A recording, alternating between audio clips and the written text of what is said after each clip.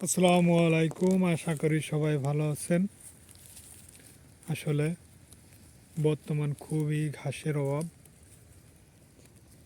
এই দেখুন বন তামুক বলে এরে, ওই যে এখন ঘাসের অভাবে বন তামুক খাচ্ছে। এই যে এটা আপনার আপনার এলাকায় আপনি কি বলেন এই গাছটারে? দেখুন এই গাছও খাচ্ছে খিদের যন্ত্রণায়।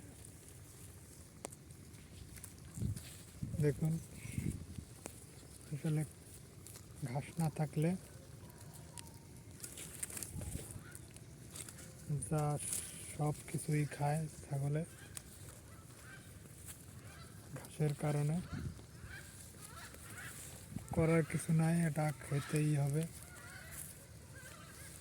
এই যে দেখুন,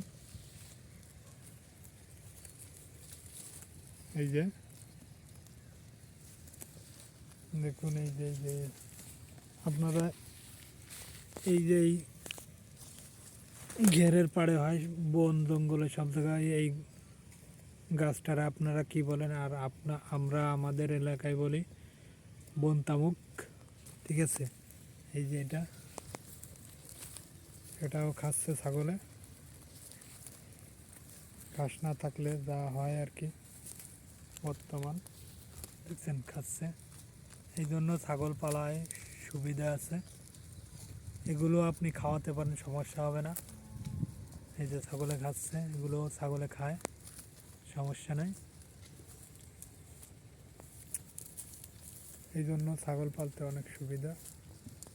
ওই দেখেন কি খাচ্ছে ছাগলে। দেখুন এই গাছও খায়। আসলে ঘাস না থাকলে সবই, মানুষও তাই সব কিছুই খেতে হয় যদি ঘাস না থাকে। যখন মানুষ ভাত না পায় তখন তো এও খাবে বেঁচে থাকার জন্য। এইগুলাও খাওয়াতে পারেন ছাগলকে।